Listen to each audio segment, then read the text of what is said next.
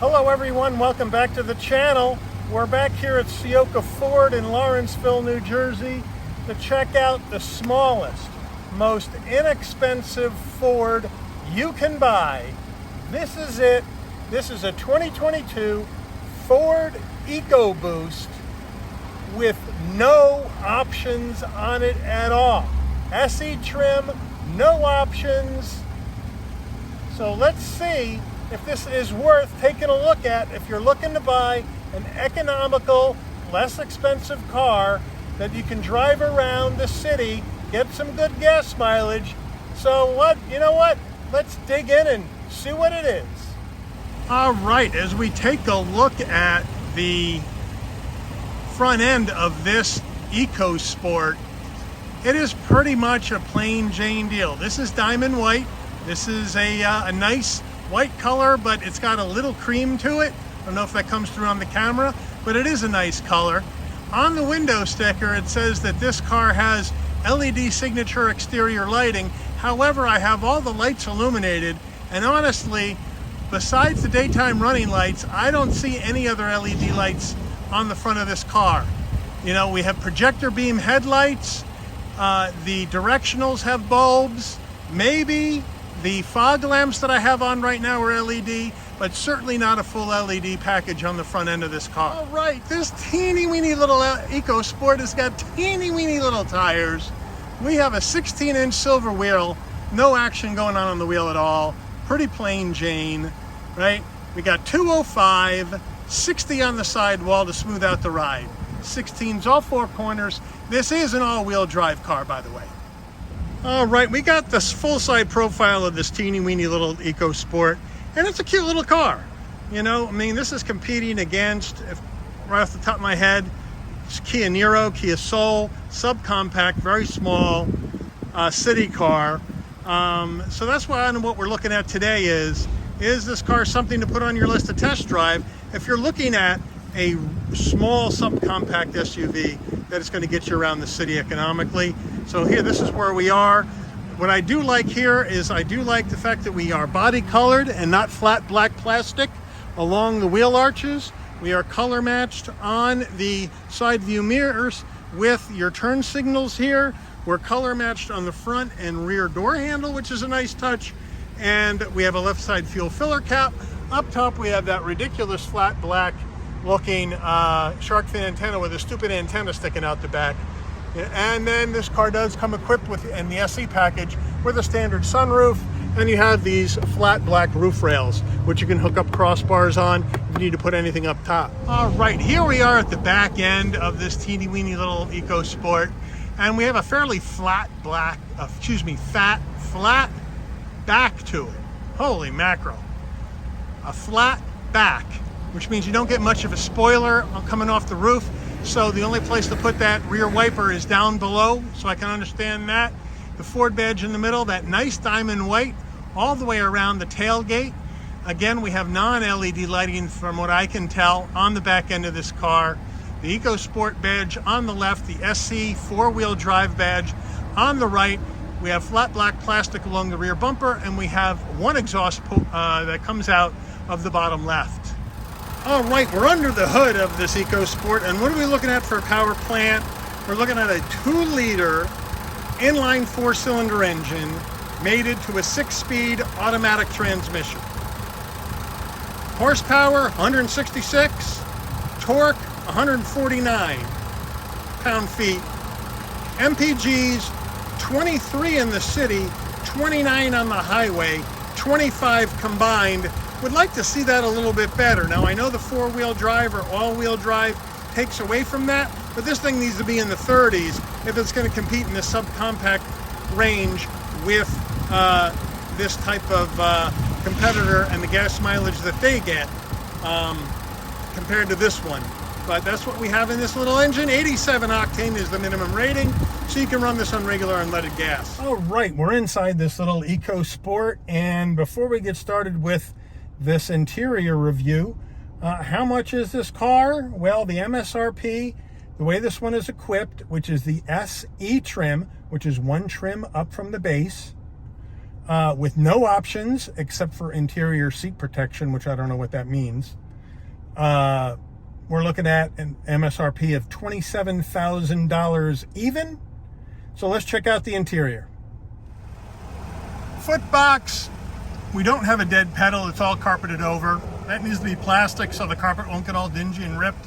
And then we have a rubberized brake and accelerator. Nothing to write home about. Floor mats are in the back, but it does have floor mats. On the seats, we have manual assist for both the front driver and front passenger. That's it. We have ebony black cloth interior, white cross stitch, nice design on the inside, but nothing to write home about here. Pretty plain Jane for this poverty spec car. And same with the door panel, right? We have hard black plastic up top. We have flat black along the switchgear, some brushed aluminum look on the door handle, flat black down on the armrest as well as the switchgear down there.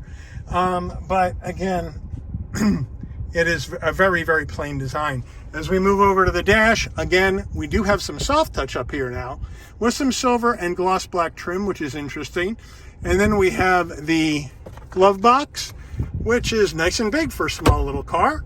As we move over, we have an 8-inch Sync 3 without nav. So you're going to have to get your nav through your phone. There's no nav here in this one. But again, Sync 3 is nice and responsive. It's very quick to the touch. You can go through your settings. You can set up the car however you would like it. However, I cannot find Apple CarPlay, Android Auto inside this Sync system at all. And there's nothing on the window sticker that indicates that it has it. So I have to assume it doesn't. But if somebody has this Sync 3 in this little EcoSport, please let me know if it's buried in here somewhere, but I certainly don't see it at this point. As we move on down, we have our heat and air vents and our four-way hazard lights. Down a little bit further, you have your climate control, but it's not dual climate, it's single climate.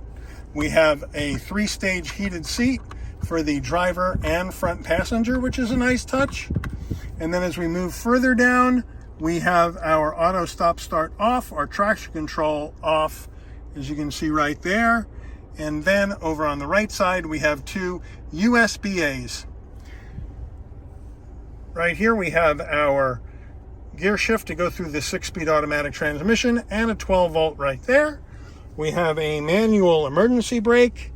Our Ford key fob is pretty plain as well, with just an unlock and lock button and a panic alarm. And that is it for the key fob. There are 2 cup holders down there. We have a semi-soft center armrest with a small storage here, but you can take this out, and then you got a much larger one underneath. So we do have a removable storage tray, which is nice.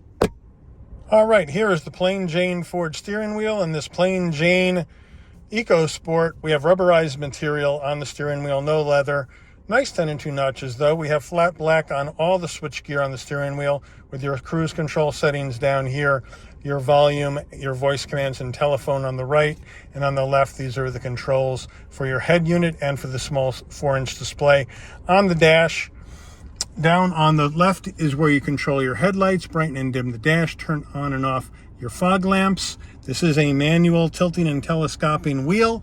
And then we have here, we can use this as obviously our directional and bright lights. And here we have the front and rear wiper controls. There are no paddles on here. And then as we zoom in to the dash, it's a pretty plain Jane dash with analog gauges for speedometer and your tachometer, as well as fuel level and coolant temperature. And then that small little 4-inch display in the center, which is going to give you more information as we go through. You can go and select different things if you would like, and then that will pop up. So that's how that works. Very simple, very small, but at the end of the day, at this price point, it gets the job done.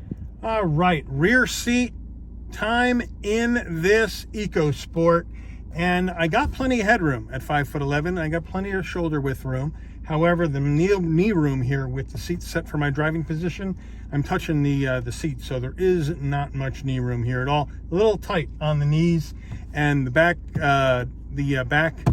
door panels, pretty much the same as the front, right? You got that hard black plastic, brushed aluminum on the door handle, flat black everywhere else.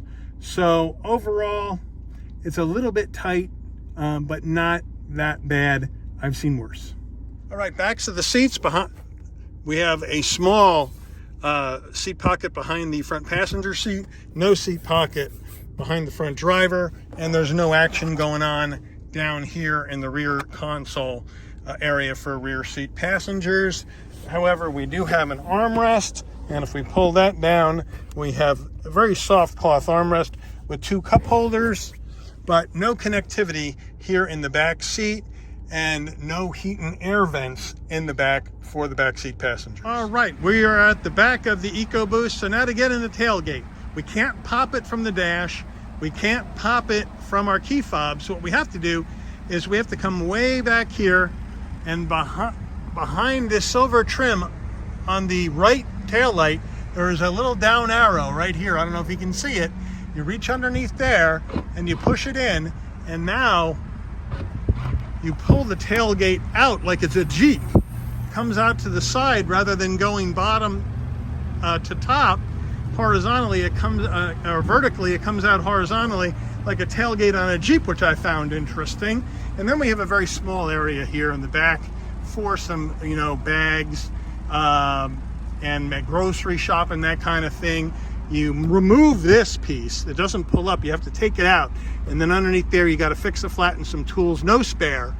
And now to put the rear seats down, we have this security shade here that is removable. And then to get the rear seats down, we have buttons right here that we can push in. And then we can fold those seats down like that. My seat is too far back, so it's not going all the way down, but it will give you some extra space here in the back. Let me put that down for you so you can get a better idea. All right, I got it down now. I mean, you can see they go down, but they don't go flat. And there is a kick up in the back. So again, you're not gonna get as much room, but for a small city car, I think you'll have enough room to get those essentials in and maybe some larger items. All right, here's a quick shot of the window sticker. It's a bit sunny with some glare out. Not sure if you can see it all, but this is everything that's in the car. Now let's get the GoPros hooked up and take it for a spin.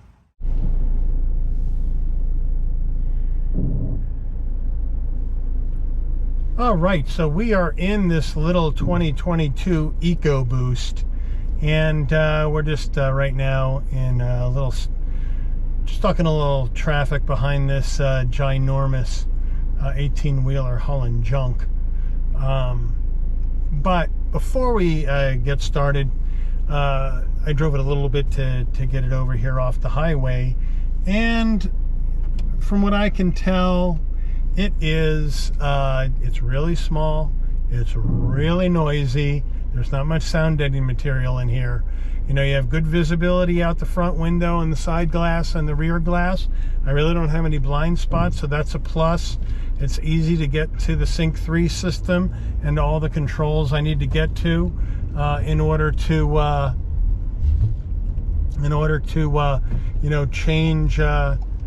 change things up inside the car. So not a problem, but this thing is slower than death. This little inline 4-cylinder, it just doesn't go enough. It's 166 horsepower. This car is about 3,500 pounds, give or take, and it's slower than death. Once you get up to speed, you're fine. Once you get it, right now, we're sitting here zipping along at 40, and it feels fine. You feel the bumps. Your suspension is pretty firm, surprisingly enough, in this car. So you feel the bumps, but the 60 series sidewall does try to dampen how harsh that bump is going to be when you go over it. The 6-speed automatic is okay. Little jumpy out of first and second, but overall it isn't bad for an older transmission from Ford. But this is certainly, as you can tell, it's built to an inexpensive price point, to be attractive to folks that either don't have a lot of money to spend on a car, don't want to spend a lot of money on a car because they're going to be using it to commute back and forth to the train. Let's say if you live up here in the Northeast, we have a lot of people that commute back and forth to the train station, and you got to leave your car parked in a humongous train station parking lot all day, and could get dinked up, backed into. Something could happen to it while you're gone. Or you're commuting into the city and you want something small and easy to park that is going to be easy to putt around in the city. Or you just want something that you can drive around town in and get some good gas mileage and still hold some stuff, which I think is more the point of this little EcoSport. But the driving experience is not much to write home about. The power is not much to write home about. The ride quality is a little stiff overall. The gas mileage is certainly less than where I think it needs to be. Gas mileage on a little car like this should be, combined should be in the 30s as far as miles per gallon goes. Again, with the all-wheel drive, that's probably inhibiting that because you're running, obviously, 2 drive axles and the extra, work that goes into that, and then certainly the car is a bit heavier than if it was just front-wheel drive, like a lot of the competitors, like the Kia Soul, the Kia Niro, things like that. The Toyota Corolla Cross that they just came out with. So it's got some stiff competition in the segment. I wanted to drive this just because I've done a couple of Souls. I've done a Niro review. I've driven those. And I wanted to see if this EcoSport was going to match up. And what did I find out? Well, what I found out was, equipment-wise, you're more or less, you're going to get about the same as the Soul S trim for 2023. This happens to be a 2022, but you're spending 27 grand on this. The Soul is going to be at most 25 for the EX, 25, 26. So if you're looking at an S, you're probably looking at 21, 22. And this is going to be $4,000 or $5,000 more. So, they got a ways to go on this EcoSport if they want to get competitive with some of the big boys in this subcompact SUV or crossover segment. I'm glad I did it. I'm glad I drove this car, so I kind of know what Ford's trying to do with this, but the execution of it is still not there on this car, in my view.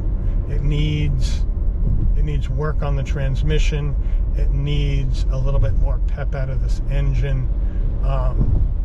It needs to get better gas mileage, but I can see what they're trying to do here. But that's kind of my view on this 2022 EcoSport. Not sure how many people are going to be interested in seeing a video on an EcoSport SE, but I wanted to get in here, see what it was all about, see if it, how it compared against some of the other small subcompact SUVs that I've reviewed and I've driven, and it needs a little bit more than what they're providing here from Ford overall. But again, I want to thank all of you for watching.